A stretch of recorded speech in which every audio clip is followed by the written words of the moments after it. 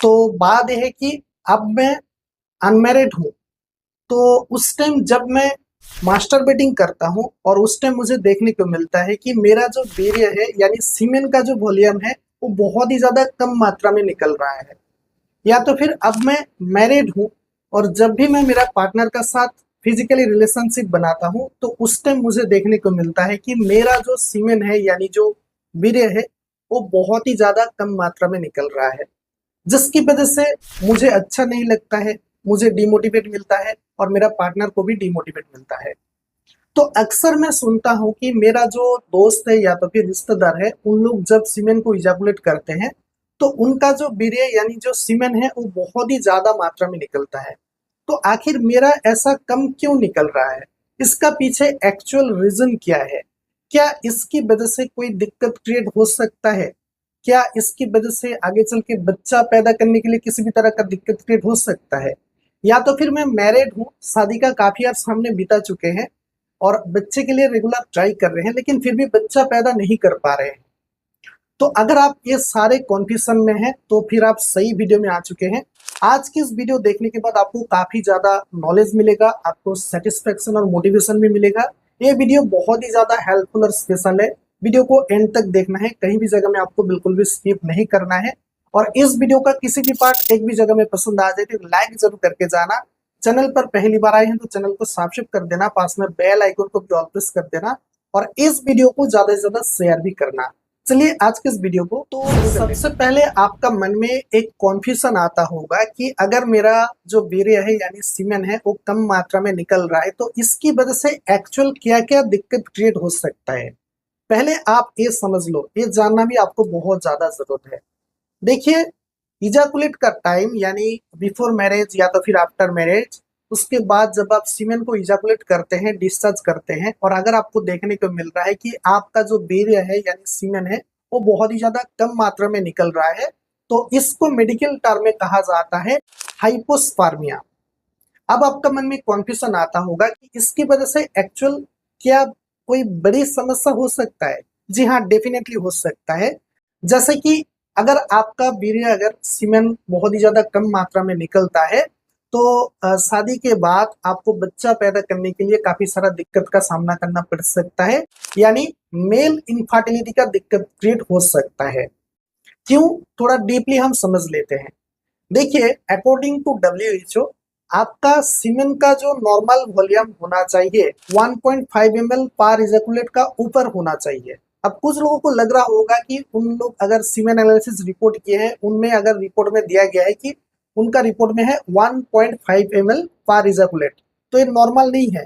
1.5 ml का ऊपर होना चाहिए, ठीक है, तभी इसको नॉर्मल कहा जाता है। तो उस कंडीशन में अगर आपका सीमेन का वॉल्यूम 1.5 ml पर इजैकुलेट से कम है तो उस कंडीशन में आपको दिक्कत क्रिएट हो सकता है। जैसे कि सीमेन का एक्चुअल काम है जब आप इजैकुलेट करते हैं आफ्टर मैरिज, बच्चे के लिए जब आप ट्राई करते हैं ओवुलेशन का टाइम, तो उस टाइम सीमेन का काम है आपका जो स्पर्म है उस स्पर्म को कैरी करके सर्वाइव करके ले जाना, यानी यूट्रस से लेकर फॉलोपियन टिप तक पहुंचा देना फर्टिलाइजेशन करने के लिए। मान के चलिए अगर आपका सीमेन का वॉल्यूम यानी वीर्य का जो वॉल्यूम है वो 1.5 ml पर इजैकुलेट से कम है, इसकी वजह से क्या होगा, जब आप सीमेन को इजैकुलेट करोगे तो आपका पार्टनर का जो यूट्रस है, यूट्रस से फॉलोपियन टिप तक सर्वाइव करके नहीं जा पाता है, वॉल में ही रह जाता है और स्पर्म भी नहीं जा पाता है और फर्टिलाइज नहीं कर पाता है। ओवरऑल देखा जाए कम मात्रा में अगर आपका वीर्य यानी सीमेन निकल रहा है तो इसकी वजह से आपको मे बी मेल इनफर्टिलिटी का दिक्कत क्रिएट हो सकता है। तो चलिए अब हम समझ लेते हैं इसका एक्चुअल कारण क्या है, कौन सा फैक्टर्स में मैटर करता है जिसकी वजह से ये प्रॉब्लम देखा जाता है। देखिए, इनमें सबसे पहले नंबर 1 जो प्रॉब्लम है जिसका नेम है मास्टरबेटिंग। देखिए, अगर आप रेगुलरली पर डे वो भी बहुत ज्यादा बार मास्टरबेटिंग कर रहे हैं, आपका मन मर्जी कर रहे हैं, तो उसकी वजह से आपका जो सीमेन का वॉल्यूम है यानी वीर्य का जो वॉल्यूम है वो धीरे धीरे कम होता जाएगा। तो ये बिल्कुल नेचुरल प्रोसेस है।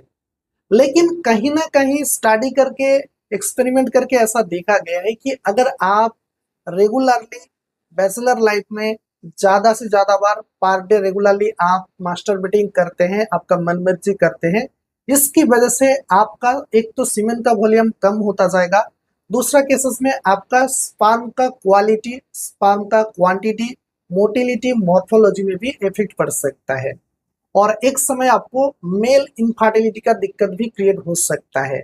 और एक चीज देखा गया है कि आपका अगर आप ज्यादा मास्टरबेट करते हैं, रेगुलरली कर रहे हैं, जिसकी वजह से आपका साइकोलॉजिकली और फिजिकली और हार्मोनली तीनों फैक्टर्स का ऊपर इफेक्ट क्रिएट हो सकता है। अब दूसरा है साइकोलॉजिकल फैक्टर्स, यानी अगर आप हर टाइम डिप्रेशन में रहते हैं, स्ट्रेस में रहते हैं, एंजाइटी में डूबे रहते हैं, तो उसकी वजह से भी देखा गया है कि आपका सीमेन का वॉल्यूम यानी वीर्य का वॉल्यूम धीरे धीरे लो होता जाएगा। तीसरा केसेस में है एज। देखिए, अगर आपका एज बहुत ज्यादा हो चुका है तो उसकी वजह से स्टडी करके, एक्सपेरिमेंट करके देखा गया है कि उम्र बढ़ने के साथ साथ आपका जो वीर्य है यानी सीमेन का वॉल्यूम धीरे धीरे कम होता जाएगा। उसके बाद है रेट्रोगेट इजैकुलेशन, यानी जब आप सीमेन को डिस्चार्ज करते हैं तो कभी कभी ऐसा होता है कि आपका जो सीमेन है वो ब्लैडर का साथ मिक्स होके यूरेथ्रा के माध्यम से पास होता है।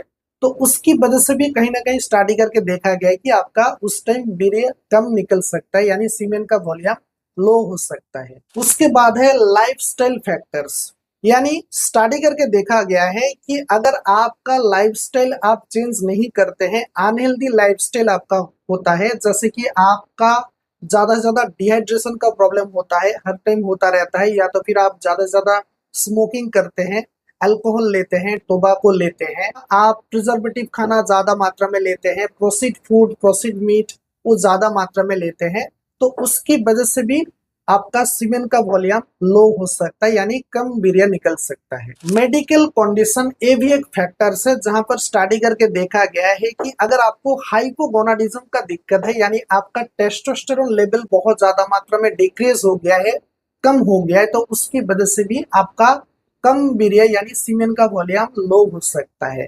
इसके अलावा अगर आप सर्टेन मेडिकेशन यानी कुछ ऐसा मेडिसिन आप ले रहे हैं जिसकी वजह से आपका सीमेन का वॉल्यूम में इफेक्ट कर रहा है, वो भी आपको चेक करके देखना चाहिए। अब लास्टली है ऑब्स्ट्रक्शन, यानी आपका जो इजैकुलेटरी ट्रैक्ट है वहां पर अगर किसी भी तरह का ब्लॉकेज हो चुका है, डैमेज हो चुका है, तो उसकी वजह से भी आपका सीमेन का वॉल्यूम धीरे धीरे लो होता जाएगा। जब आप इजैकुलेट करोगे तो बार बार लो होता जाएगा, यानी आपका कम वीर्य निकल सकता है। उसके अलावा साथ में ये भी स्टडी करके देखा गया है कि अगर आपका प्रोस्टेट का दिक्कत है, प्रोस्टेट में किसी भी तरह का प्रॉब्लम क्रिएट हो चुका है और आपका जो रिप्रोडक्टिव ऑर्गन है उसके अंदर अगर आपका नार्व में किसी भी तरह का डैमेज बन चुका है, तो उसकी वजह से भी आपका सीमेन का वॉल्यूम धीरे धीरे लो होता जाएगा। तो अगर आपका सीमेन का वॉल्यूम लो आ रहा है, यानी जब आप सीमेन को डिस्चार्ज कर रहे हैं, इजैकुलेट कर रहे हैं, उस टाइम आपको देखने को मिल रहा है कि आपका वीर्य कम मात्रा में निकल रहा है, तो ये सारे फैक्टर्स मैंने जिस तरह का बताया